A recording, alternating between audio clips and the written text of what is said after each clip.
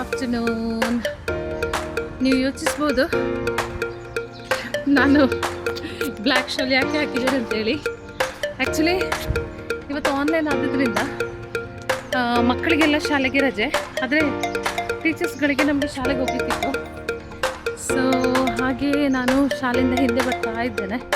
So ಹಾಗೆ on the ವೇಲ್ಲಿದ್ದೇನೆ. ಈಗ ಒಂದು 12 ಗಂಟೆ ಆಯಿತು ಮಧ್ಯಾಹ್ನ ಇಲ್ಲಿದ್ದು. ಸೊ ಇವತ್ತು ಫ್ರೈಡೇ ಆಗೋದ್ರಿಂದ ನಮಗೆ half day. So 8:30 to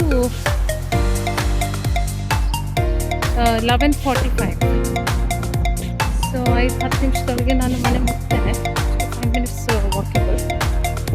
so ಹಾಗೆ ಮಾತಾಡಿ ಬರುವಾಗ ಆಗ್ತದೆ ಟೈಮ್.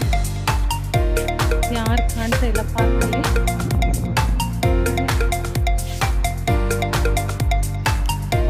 ನೋಡ್ಬೋದು ಅದು ನಮ್ಮ ಬಿಲ್ಡಿಂಗ್. ಬಿಸಿಲಿಗೆ ಸಹ ಇಲ್ಲಿ ಮಕ್ಕಳು ಆಟಾಡ್ತಿದ್ದಾರೆ. ಇವತ್ತಂತೂ ತುಂಬ ಬಿಸಿಲು. ಮೊನ್ನೆ ಮಳೆ ಬಂದಿತ್ತಂತ ಸಹ ಗೊತ್ತಾಗ್ತಿಲ್ಲ ಹಾಗೆ.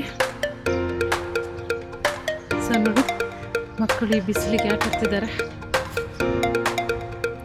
ಇಬ್ಬರೇ ಇದ್ದಾರೆ.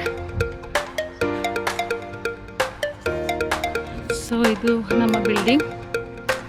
ಇಲ್ಲಿ ಕಾಣ್ತಾ ಇದಲ್ವಾ ಬ್ಲ್ಯಾಕ್ ಗ್ಲಾಸ್ ಇದ್ದು. ಸೊ ಇದು ಪಾರ್ಕಿಂಗ್ ಏರಿಯಾ.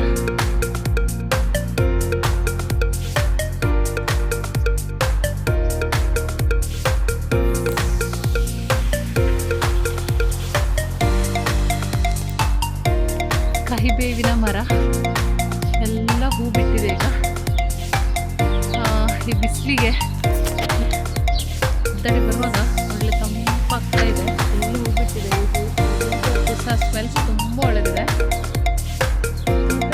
ಹೇಳ್ತಾರೆ ಈ ಹೂವಿನಿಂದ ಡಯಾಬಿಟಿಕ್ಸ್ ಅವರಿಗೆ ತುಂಬ ಒಳ್ಳೇದಂತ ಹೇಳ್ತಾರೆ. ಆ್ಯಕ್ಚುಲಿ ನಿಮಗೇನಾದರೂ ಗೊತ್ತಿದ್ದರೆ ಇದರ ವಿಷಯದಲ್ಲಿ ಹೇಳಿ. ಯಾಕಂದರೆ ನಾನು ಕೇಳಿದ್ದೇನೆ ಈ ಹೂಗಳನ್ನು ಒಣಗಿಸಿ, ನನಗೆ ಕರೆಕ್ಟ್ ಗೊತ್ತಿಲ್ಲ ಆ್ಯಕ್ಚುಲಿ. ಸೊ ಹಾಗೆ ಹೇಳ್ತಾರೆ ತುಂಬ ಒಳ್ಳೆಯದು ಅಂತೇಳಿ. ಸೊ ಫೈನಲಿ ನಾನು ತಲುಪಿದೆ. ಇದು ನಮ್ಮ ಲಿಫ್ಟ್.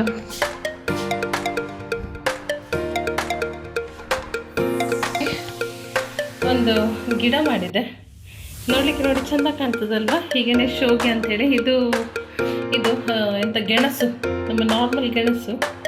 ಸೊ ಅದಕ್ಕೆ ನೀರು ಹಾಕಿಟ್ಟಿದ್ದೆ. ಸೊ ತುಂಬ ಚೆಂದ ಕಾಣ್ತದೆ. ಈಗ ಒಂದು ಸ್ವಲ್ಪ ಅದರದ್ದು ಎಲೆಗಳೆಲ್ಲ ಕಟ್ಟಾದವು. ಅದನ್ನು ತುಂಬ ಚೆನ್ನಾಗಿ ಬೆಳೆದಿತ್ತು ಹಾಗೆ. ಸೊ ಫೈನಲಿ ನಾನು ನಮ್ಮ ಮನೆಗೆ ತಲುಪಿದೆ. So bye, take care. ಸಿಗೋ ಇನ್ನೊಂದು ವಿಡಿಯೋದಲ್ಲಿ. ಬಾಯ್.